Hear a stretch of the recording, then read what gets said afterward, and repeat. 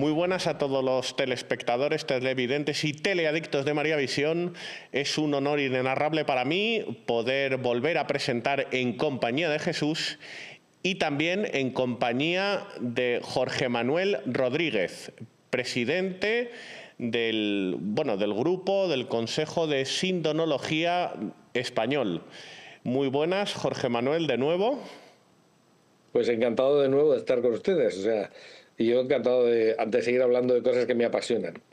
Sí, de cosas que te apasionan y que aparte del entusiasmo que te generan, que dominas con bastante rigor y pulcritud. Así pues vamos a seguir hablando de la sindonología, es decir, del estudio científico de la Sábana Santa. Y bueno, pues para proseguir en la línea del programa anterior, ¿qué nos podrías decir acerca de la última cena, ¿no? De la relación de la Sábana Santa con los hechos que sucedieron en esta última cena? A ver, pues efectivamente, como ya dijimos, el Centro Español de Sindonología realmente inicialmente se dedicó al estudio de la Sábana Santa, pero ampliamos el ámbito de nuestro estudio porque realmente a quien le interesa la Sábana Santa le está interesando los documentos que hablan de la historicidad de Jesús. Y eso incluye reliquias, arqueología, etcétera, ¿no? Textos del Nuevo Testamento, etcétera, ¿no? Entonces, yo estoy en Valencia. En Valencia, ahora mismo, por concesión de la Santa Sede, y esto es algo que tampoco se ha difundido mucho, existe el Santo Cáliz de Valencia, que tiene todos los visos de ser el cáliz de la última cena. Y precisamente por eso la Santa Sede concedió hace unos años, hace 10 años, a perpetuidad un año santo cada 5 años aquí. Entonces, pues eso era una forma estupenda de profundizar en qué pasó durante la última cena. Entonces, a mí me sorprende que algo tan fundamental no esté estudiado tan profundamente como parece, ¿no? Y a veces yo pienso que en los seminarios no sé a qué se dedican, porque, por ejemplo, tendría uno que saber si va a ser sacerdote exactamente lo que hizo Jesús. Entonces, hay muchos datos que conocemos precisamente por estudios, no solamente por lo que dice el Evangelio, sino también por otros estudios históricos, arqueológicos, etcétera. Entonces, por ejemplo, ¿qué podemos saber de la última cena? Jesús dice, el propio San Marcos, que les dice a sus apóstoles: id a la ciudad y os saldrá al encuentro un hombre que lleva un cántaro de agua, seguidle, y allí donde entre, decid al dueño de la casa dónde está la sala donde coma la Pascua con mis discípulos, y él os enseñará una habitación grande en el piso de arriba ya amueblada. Bueno, eso es importante porque el texto de San Marcos nos dice que Jesús iba a celebrar una Pascua judía. Entonces, sabemos en el contexto en el que Jesús instituye la Eucaristía, y eso lo hace precisamente pues siguiendo los instrumentos o los elementos de una Pascua judía, solo que dándole un carácter completamente distinto, porque la Eucaristía no es simplemente una Pascua judía. Pero si uno profundiza un poquito, se da cuenta de que cuando Jesús dice pues este es mi cuerpo, lógicamente está haciendo referencia al cordero que se sacrificaba para consumirlo en una Pascua judía, ¿no? Pero cuando dice esta es mi sangre y este es el cáliz de la nueva alianza que será derramada para el perdón de los pecados, lo que hace es darle un carácter completamente distinto a la tercera copa de bendición, la tercera copa que se bendice en el desarrollo de la Pascua judía, ¿eh? Entonces, esto es curioso porque lo que hace Jesús es darle un carácter distinto. Pero hay que tener en cuenta que la Pascua judía es un pacto. Es decir, la antigua alianza tiene como uno de los hitos fundamentales la Pascua, ¿no? Donde se conmemora la salida del pueblo de Israel de Egipto. Por tanto, Pascua significa paso, y por tanto es el paso de la esclavitud a la libertad, pero también el paso del ángel exterminador que acaba con los primogénitos de los nacidos, o sea, de los egipcios, pero no de los judíos, que están protegidos por la sangre del cordero que estaba puesta en los dinteles de las puertas. Por eso, es decir, la Pascua tiene una relación que hoy día los propios judíos no lo tienen muy claro, pero era una liturgia. Lo que pasa es que no se hacía en el templo, sino que se hacía en cada casa, y esa liturgia era pues eso, una liturgia doméstica, pero también tenía carácter sacrificial. Entonces, grave error que tiene ahora mismo, por ejemplo, muchos grupos de protestantes es no darse cuenta de que lo que hizo Jesús en la última cena fue un sacrificio de su propio cuerpo. Y entonces, claro, si es un rito, eso es importante tenerlo claro. Por eso la misa es un rito. Por eso no se pueden meter morcillas, que es como se llama en el teatro las improvisaciones. Entonces, ahora hay una tendencia por parte de los sacerdotes a pensar que tienen que improvisar mucho y hacer cosas muy divertidas para que la gente vaya a misa. Pues no. Es decir, si no uno no sabe para qué va a misa, mejor que no vaya, porque no se entera de nada. Bueno, que vaya, pero que se entere, ¿no? Entonces, en el carácter sacrificial de la misa, lo que hace Jesús en la tercera copa, que es en la que se hablaba de la llegada del Mesías y del futuro, pues Jesús lo que dice es el cáliz de la nueva alianza en mi sangre. Eso yo, que soy profesor de Derecho, porque yo soy licenciado en Derecho y doctor en Historia del Arte, con una tesis sobre la Sábana Santa, pues en la Universidad Pública de Valencia, pues resulta que lo que hace Jesús es una novación. Eso es una figura jurídica que ya existía en tiempo de Jesús. ¿Y qué es una novación? Pues es modificar un contrato, es decir, la alianza era un contrato, en definitiva, entre Dios y el pueblo de Israel, modificar un contrato haciendo que se cambien algunos de los elementos, pero el contrato es el mismo. Por eso lo de la antigua alianza, la nueva alianza, si es la misma, si no es la misma, si Jesús puede hacer esto, que muchos teólogos se organizan unos follones considerables, desde el punto de vista jurídico está claro. Jesús lo que hace es modificar un pacto y adaptarlo a unas nuevas circunstancias, que eso es perfectamente posible y lo hacían los romanos porque era una cosa que se hacía en derecho.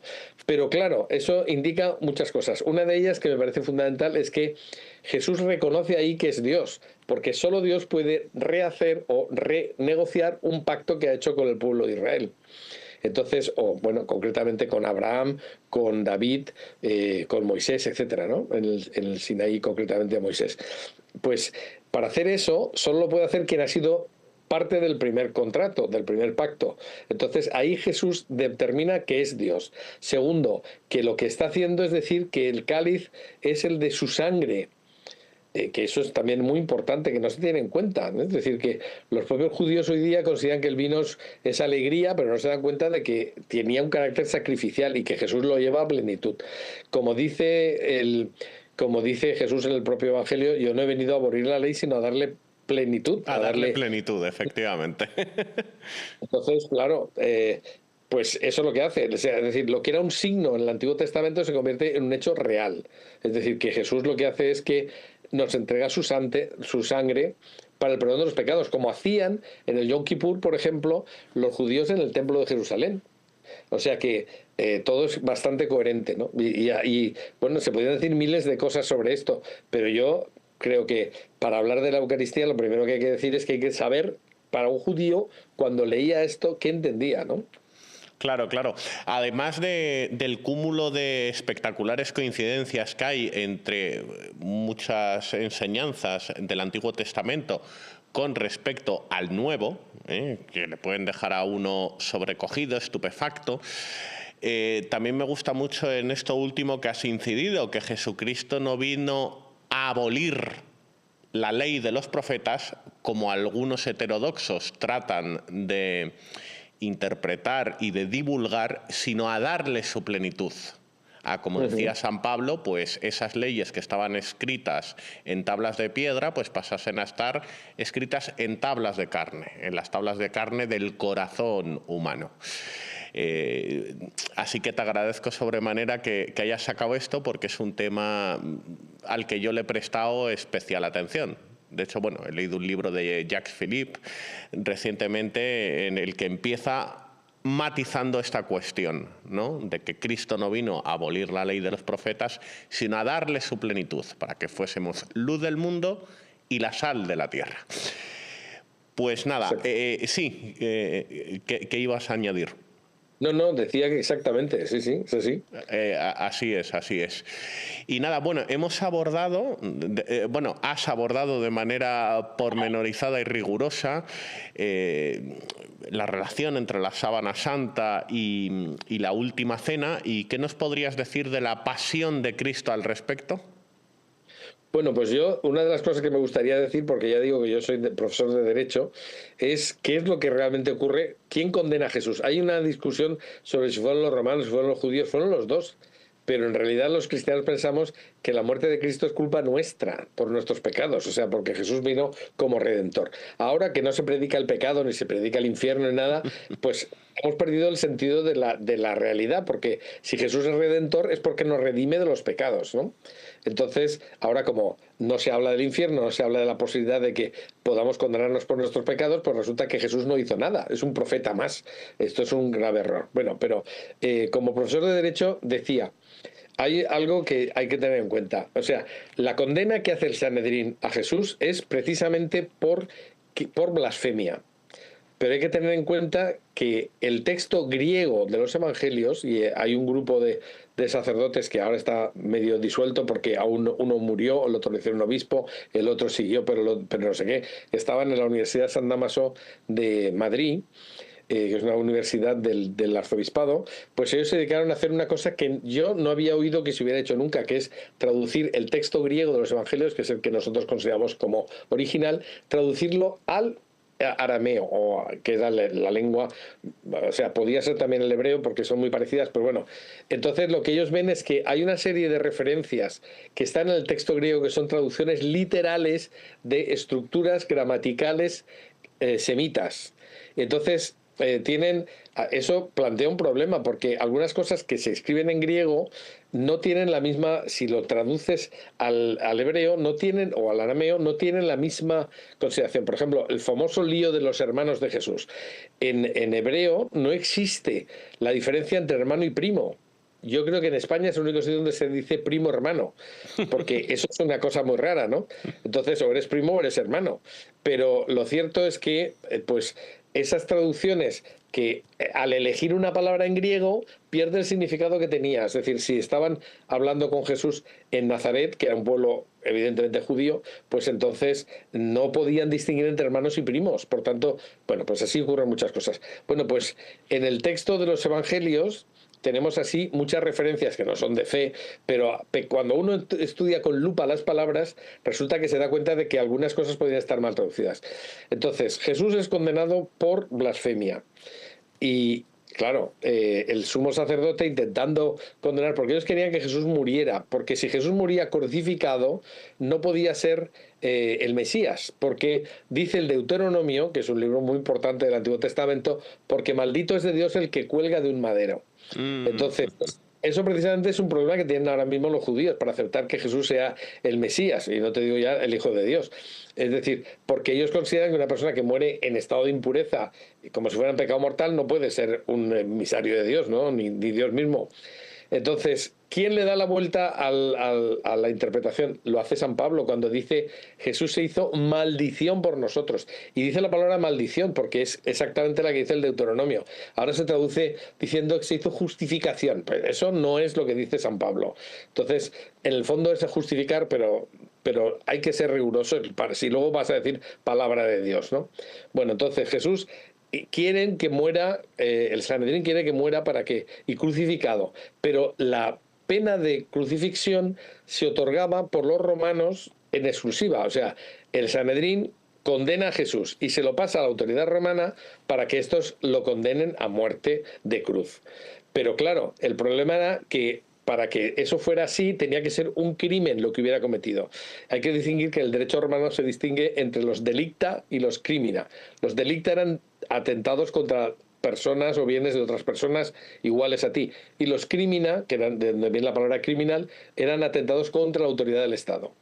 Entonces, por eso cuando se lo pasan a Pilato, Pilato entra en escena diciéndole a Jesús, luego tú eres rey. Claro, ni nadie ha hablado de eso en los capítulos anteriores. Es decir, y Jesús dice, y yo pienso con un cierto sarcasmo, ¿eres tú, eso lo dices tú por ti o te lo ha dicho alguien de mí? Porque, o sea, era la primera noticia que tenía de que le acusaran de esto.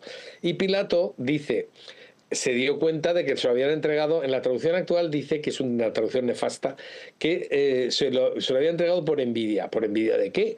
Entonces, es curioso porque hay una palabra aramea que significa celos o celo, pero el significado es completamente distinto. Celos se puede traducir por envidia, pero celo es celo apostólico, celo o sea, por integrismo, dijéramos. Entonces a Jesús lo condenan precisamente por celo religioso, es decir, porque por blasfemia. Pero como los romanos no podían aplicar eso, porque no era motivo de una crucifixión, les cambian el criterio diciendo que Jesús se ha proclamado hijo de, o sea, rey, ¿no? Rey de los judíos, por tanto, estaba haciendo un atentado contra la autoridad del Estado romano.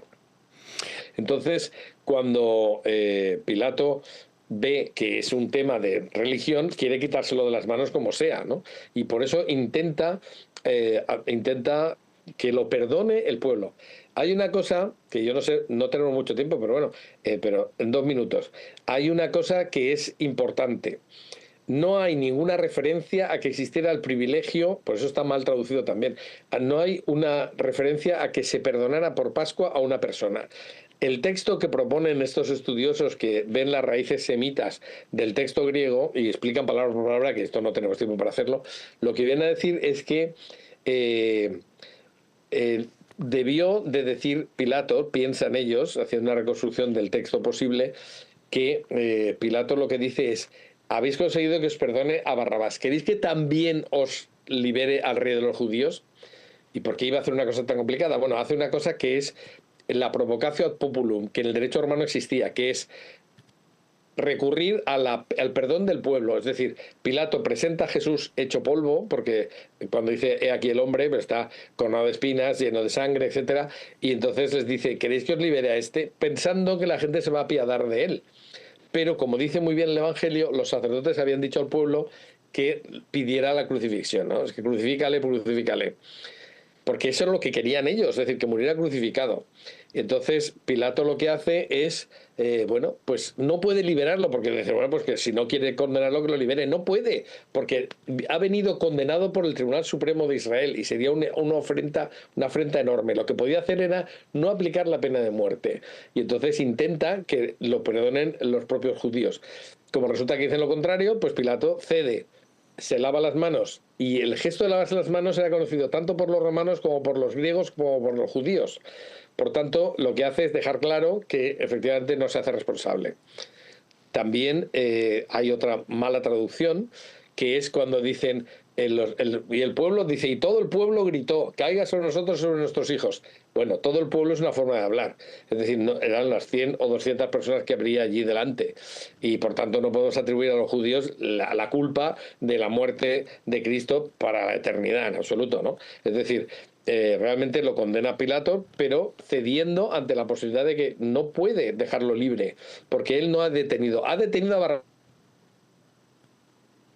Jesús, porque los soldados del templo, que son los que detienen a Jesús, lo llevan ante la autoridad judía, ante el Sanedrín. Total, que al final Jesús es condenado por los unos y por los otros. Pero repito, superando eso, hay que tener claro que Jesús tenía como misión la redención del pueblo, de todos nosotros. Y por tanto Jesús muere por nosotros. Y creo que eso es una cosa que a veces se pierde de punto de vista, ¿no? Y hay que tenerlo clarísimo. Claro, claro, él se dejó crucificar por la redención de todos nosotros, efectivamente. Y bueno, de todo lo que has contado, me llama poderosamente la atención de cómo se saltan todos los procedimientos legales estipulados e incluso todas las leyes, ¿no?, el contenido de las normas, para conducirlo todo por los derroteros que les interesan. Y esto, en mi opinión, es una demostración de que, por muy taxativas que sean las leyes, si los poderes establecidos quieren burlarlas, harán juegos retóricos, malabares, para vulnerar el contenido de una ley. Eso por un lado. Y luego, por otra, es verdad que un pueblo ignorante, indocto, apoderado por el patos, por los sentimientos, puede llegar a conclusiones erróneas. Pero también, como en este caso, fue influido previamente por los sumos sacerdotes. Entonces está la unión del autoritarismo de los sumos sacerdotes y la ignorancia y el sentimentalismo del pueblo, que se deja embaucar por ellos. Bueno, no sé si estás de acuerdo o si querrías decir algo a este respecto. Estoy básicamente de acuerdo, pero hay que tener en cuenta que yo, una cosa que he descubierto hace poco, porque la verdad es que no lo había leído con detenimiento, en el Deuteronomio se dice: No es literal, pero se puede buscar, se puede encontrar fácilmente. Lo que dice es, no me sé la cita porque no la tenía preparada, pero viene a decir, si aparece un profeta y os da una doctrina y pone como prueba de su doctrina los milagros, y los milagros se producen, pero esa doctrina es herética, debe morir. Claro. Entonces, claro, eso es el pie para que Jesús sea condenado. Y entonces el Sanedrín lo que quiere es aplicar esto y que muera. Entonces, como ellos no pueden hacerlo, le pasan el muerto a los romanos. Pilato intenta liberarse y tal. Es decir, que efectivamente hay una cierta manipulación, pero Pero es bueno, muy importante. perdona que te corte, una manipulación muy bien argumentada, por otro lado. Claro, claro, exactamente, que tenía base. Es decir, por eso es una cuestión de celo, es decir, por eso no de celos, sino de celo. Es decir, Jesús era condenado por el celo religioso de los que creían que estaban aplicando el Deuteronomio. O sea, yo en cierta medida considero que la maldad se da en una serie de circunstancias. Por otra parte, tampoco sabemos exactamente las normas que regían el derecho romano en provincias. Sabemos cómo se ha aplicado el derecho romano en la capital, pero en provincias no está nada claro, ¿no? Entonces, hay una serie de cosas que se han considerado como vulneraciones de los procedimientos que no se puede demostrar que sean vulneraciones de los procedimientos, pero bueno, en cualquiera de los casos todo se conjugó porque lo que querían era llevar a Jesús a la muerte y lo consiguieron. Pero en ese sentido, pues gracias a eso hemos sido liberados, como dice pues el propio San Pablo, ¿no? En la carta, la carta a los Hebreos, donde dice que Jesús como sumo sacerdote entra en el templo, es decir, en el templo del cielo en este caso, para ser nuestro abogado. Es decir, que bueno, en realidad eso es muy curioso porque lo que está haciendo es una comparación de lo que se hacía en el Yom Kippur, que era la fiesta de la expiación que se hacía en el templo de Jerusalén, diciendo que el verdadero sumo sacerdote, o sea, una vez más llevando a perfección lo que estaba en imagen en el Antiguo Testamento, pues Jesús lo que hace es que dice, ya no ofrece la sangre de corderos o de cabritos o de tal, o de terneros, efectivamente por sus pecados, sino que es su propia sangre. Y entonces hay otra cosa, y yo casi sería para terminar, decir que cuando nosotros hablamos de que la misa es un sacrificio, hay que tener en cuenta que ese sacrificio sigue en marcha. Por eso se puede repetir, se puede decir una misa siempre, porque en acto, o sea, lo que pensamos nosotros, los católicos, es que Jesús sigue delante de Dios Padre intercediendo por nosotros, por los pecados que Él son anteriores a su muerte, pero que siguen estando, porque en el Yom Kippur, que es la fiesta de la expiación, el sumo sacerdote no salía de la presencia del Arca de la Alianza, donde estaba la Shekinah, la presencia de Dios bajo las alas de los dos ángeles, según la simbología que se utiliza en el Antiguo Testamento, pues no salía hasta que no se producía el perdón total. Y eso suponía tiempo, o sea, el error que tienen algunos protestantes, por ejemplo, es decir que el sacrificio es el momento en que se mata al animal. No, pues no, es que el sacrificio continúa hasta el final del Yom Kippur, que era cuando tocaban las trompetas desde el templo de Jerusalén. Eso será la segunda venida de Cristo, cuando el sumo sacerdote, que es Jesucristo en realidad, salga de presencia de Dios y ya venga como juzgador. Eso es muy importante para entender que la misa es pues el Yom Kippur, pero llevado a su perfección absoluta. Es decir, Jesús saldrá de presencia de Dios Padre y dejará de interceder con nosotros cuando venga como juzgador, lógicamente. Y eso será cuando toquen las trompetas del Apocalipsis. Claro, entonces, a fuerza de lo que has dicho, el Calvario no se reduce exclusivamente al momento de la crucifixión. Por eso la pasión de Cristo pues tiene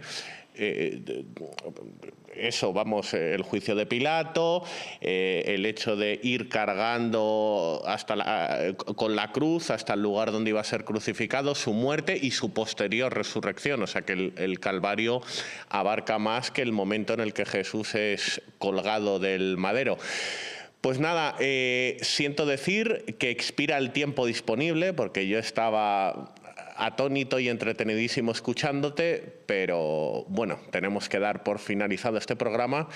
Jorge Manuel Rodríguez, te agradezco de forma inefable que hayas estado aquí de nuevo.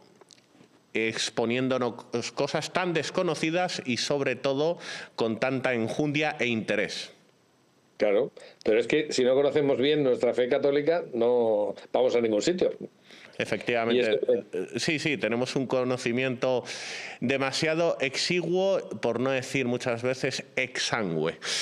Pues nada, con esto nos despedimos. Te agradezco enfervorizadamente de nuevo tu presencia y espero que podamos contar contigo para posteriores tertulias. Me despido de todos los teleadictos, telespectadores y televidentes de María Visión. Que Dios os bendiga a todos.